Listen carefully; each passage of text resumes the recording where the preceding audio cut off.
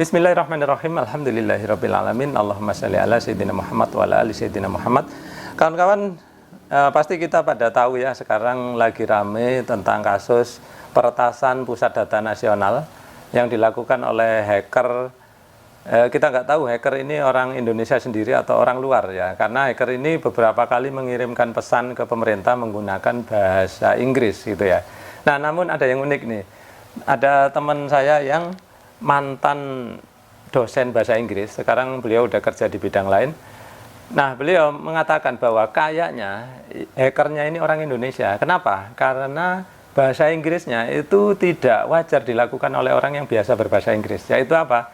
Nah, kawan-kawan bisa lihat ya di layar ini, pesannya salah satunya yaitu ada satu kalimat yang ngomong we repeat again. Ya, saya tulis ya.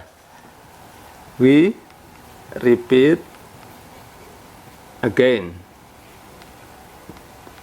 Nah, ini artinya kami ulang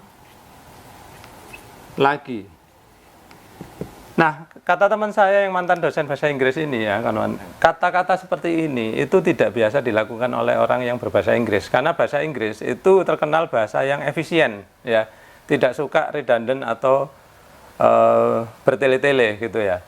Jadi, kalau orang Indonesia kan biasa ya ngomong seperti ini, kami ulang lagi gitu. Padahal kalau udah kami ulang itu pasti lagi ya. Jadi nggak usah lagi kata-kata lagi. Nah, kalau orang bahasa Inggris itu biasanya mereka cukup efisien sehingga mereka nggak mau bertele-tele. Biasanya mereka cukup ngomong we repeat, langsung ngomongin berikutnya. Atau ngomong again gitu aja ya kawan.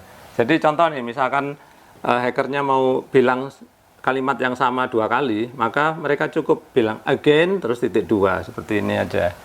Nah, dari sinilah jadi teman saya ini curiga, ini kayaknya orang Indonesia. Karena apa? Perkataannya ini seperti perkataan yang biasa dilakukan oleh orang Indonesia. Nah, sekarang kita nggak akan membahas lebih jauh tentang peretasan PDN ya kawan. Saya hanya ingin share bagaimana bahasa Inggris itu adalah bahasa yang efisien ya. Contohnya begini kawan. Untuk menyatakan hal yang dilakukan pada waktu lampau itu kita cukup ngomong gini kawan. Jadi contoh ya, I did it. Jadi I did it ya. Kalau kita ngomong I did it, itu lawan bicara kita langsung tahu bahwa kita ini pernah melakukan sesuatu ya. Jadi yang kita lakukan itu sudah selesai, entah semenit yang lalu, 1 jam yang lalu, atau tadi pagi, atau kemarin, atau tahun lalu. Jadi kalau ngomong I did it, lawan bicara kita langsung tahu. Tapi kalau kita ngomong I do it gitu ya. Ini artinya apa? Kita berkali-kali melakukan sesuatu. Contoh ya, misalkan kayak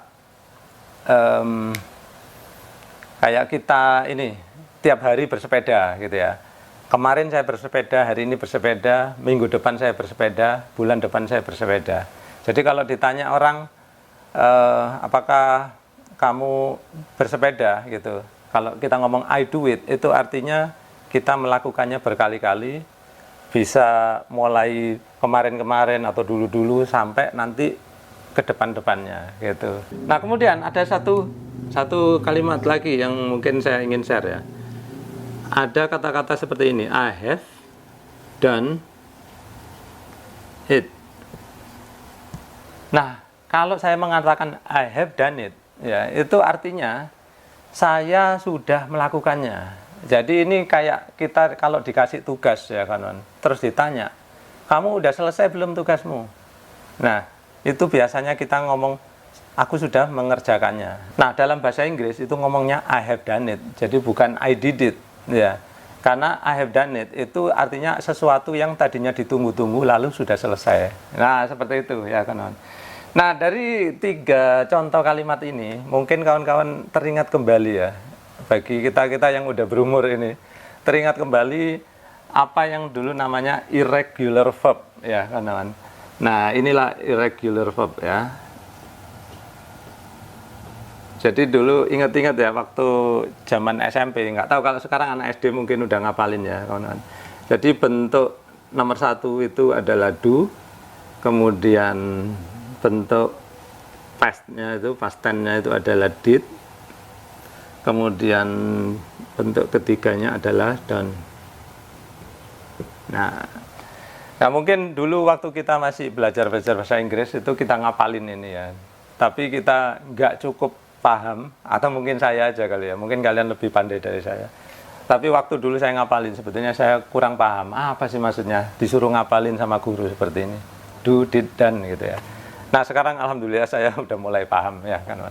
Nah jadi seperti itu ya kawan. Jadi ini hanya contoh saja untuk menunjukkan bahwa bahasa Inggris itu efisien ya. Jadi cukup dengan mengubah did atau do menjadi did, kemudian menjadi have done, maka orang sudah paham bahwa kita ini melakukannya kapan, di masa lampau, di masa depan, ataupun di masa sekarang, atau kita lakukannya secara berkali-kali seperti itu.